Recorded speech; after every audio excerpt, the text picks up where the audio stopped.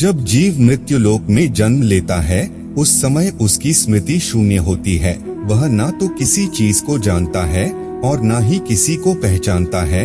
बच्चा माँ के गर्भ से निकलकर जैसे ही बाहर आता है तुरंत ही रोना शुरू कर देता है। वह ऐसा तकलीफ में करता है या कोई और कारण भी है जिसे हम समझ नहीं पाते। क्या आपने भी कभी सोचा है कि आखिर बच्चा जन्म लेने के तुरंत बाद रोता क्यों है? इसके पीछे का सटीक कारण क्या है? हिंदू धर्म शास्त्रों के अनुसार वैसे तो इसके पीछे एक पौराणिक कथा की मान्यता है जिसका विवरण विष्णु पुराण में मिलता है। इस्लाम में भी बच्चे रोने के अपने अलग कारण बताए गए हैं, लेकिन सच्चाई क्या है? यह एक ऐसा सवाल है जिसका सही उत्तर हम सब जानना चाहते हैं।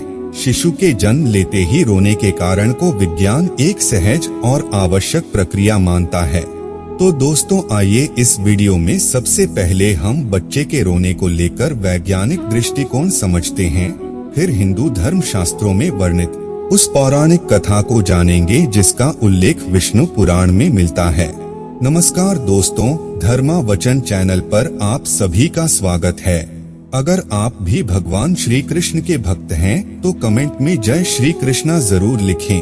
तो चलिए शुरू करते हैं आज की प्रस्तुति। दोस्तों, नए जीवन की प्रक्रिया पुरुष और स्त्री के समागम के साथ शुरू होती है, जिसके फलस्वरूप जीव को एक नए शरीर के रूप में स्त्री के गर्भ में स्थान मिलता है। जब तक बच्चा माता के गर्भ में रहता है तब तक वह सांसारिक दुनिया से अनजान होता है। माता के गर्भ में वह जीवित तो होता है परंतु वह सांस नहीं लेता। उसके शरीर को खाना पीना इत्यादि माँ से जुड़ी गर्भनाल से प्राप्त होता रहता है।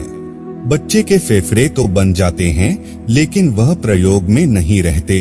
बच्चा माँ के गर्भ में एक पतली झिल्ली के अंदर बंद होता है जिसमें तरल पदार्थ भरा होता है। इस तरल पदार्थ को वैज्ञानिक भाषा में एमनियोटिक फ्लूइड बोलते हैं। यही तरल पदार्थ बच्चे के मुंह, श्वास नली और फेफड़ों तक में पहुंच जाता है। लेकिन जब तक बच्चा माँ के गर्भ में रहता है तब तक इस तरल पदार्थ से बच्चे को कोई कष्ट नहीं होता, बल्कि इसी तरह पदार्थ की वजह से वह माँ के गर्भ में सुरक्षित रहता है। प्रसव की क्रिया माँ और बच्चे दोनों के लिए कष्टदायक होती है। बच्चा बहुत सकरे मार्ग से निकलकर दुनिया में आता है, जिसके क्षण बच्चा माँ के गर्भ से बाहर निकलकर इस संसार में आता है उसके आसपास का परिवेश बदल जाता है। अब शिशु को जीवित रहने के लिए श्वास की जरूरत होती है। शिशु के फेफड़े प्रथम बार काम करना शुरू करते हैं, लेकिन फेफड़ों में वही तरल पदार्थ पहले से ही भरा होता है, जिसे बाहर निकालना बच्चे के स्वास्थ्य के लिए बहुत जरूरी होता है। इसीलिए डॉक्टर बच्चे की डिलीवरी होते ही गर्भनाल को काट देते हैं और बच्चे को उल्टा करके उसके मुंह से इसी तरह पदार्थ को बाहर निकालते हैं। ऐसी असहज स्थिति में बच्चा प्रथम बार रोता है। रोने की प्रक्रिया के दौरान बच्चा एक गहरी सांस लेता है, जिससे हवा फेफड़े के अंदर प्रवेश करती है और फेफड़े में भरा तरल पदार्थ बाहर निकल जाता है। इसलिए बच्चे का प्रथम बार रोना बच्चे के स्वस्थ होने का संकेत होता है। अगर बच्चा स्वयं से नहीं रोता तो डॉक्टर बच्चे की पीठ पर हल्के हाथ से थपकी लगाकर उसे रुलाने का प्रयास करते हैं, जिससे फेफड़ों में हवा जा सके और तरल पदार्थ बाहर आ सके। बच्चे के दिमाग को सही ढंग से काम करने के लिए एवं बच्चे के शरीर को सुचारू रूप से कार्य करने के लिए ऑक्सीजन की जरूरत होती है। जिन बच्चों के फेफड़े से तरल पदार्थ नहीं निकल पाता, उनके फेफड़े में पर्याप्त हवा नहीं पहुंच पाती।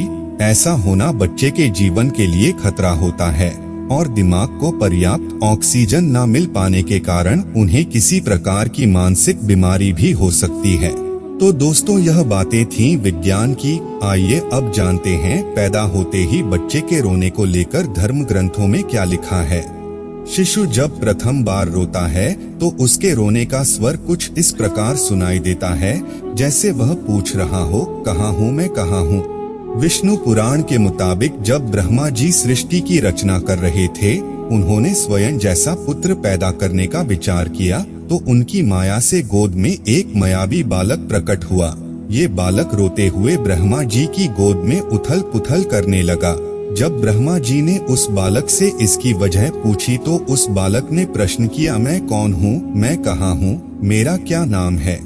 इस पर ब्रह्मा जी कहते हैं कि पैदा होते ही तुमने रोना शुरू कर दिया, इसलिए मैं आज से तुम्हारा नाम रुद्र रखता हूँ। ऐसी मान्यता है कि इस बच्चे के जन्म से पहले किसी बच्चे ने रोना शुरू नहीं किया था। ऐसी पौराणिक मान्यता है कि तभी से जन्म के बाद बाकी बच्चों में भी रोने का नियम बन गया, जबकि इस्लाम धर्म में यह मान्यता है कि बच्चे के जन्म लेते ही शैतान उसके पास आता है। शैतान के छूते ही बच्चा जोर जोर से रोने लगता है। इसीलिए ऐसी मान्यता है कि जब बच्चे की पैदाइश हो जाए तो फौरन उसके दाएं कान में अजान और बाएं कान में इमामत पढ़नी चाहिए, ताकि बच्चा शैतान के डर से महफूज अल्लाह की पनाह में रहे और पैदा होते ही अपने परवरदिगार का नाम सुन ले।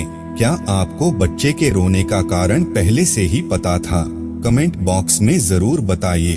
तो दोस्तों, आज के लिए बस इतना ही। उम्मीद करते हैं हमारे द्वारा दी गई जानकारी आपको पसंद आई होगी। तो मित्रों, अगर यह वीडियो आपको पसंद आई हो तो लाइक और शेयर जरूर कीजिएगा। अगर आपने हमारे चैनल को सब्सक्राइब नहीं किया है तो जरूर करिए। और हाँ, वीडियो को अंत तक देखने के लिए आपका बहुत बहुत धन्यवाद।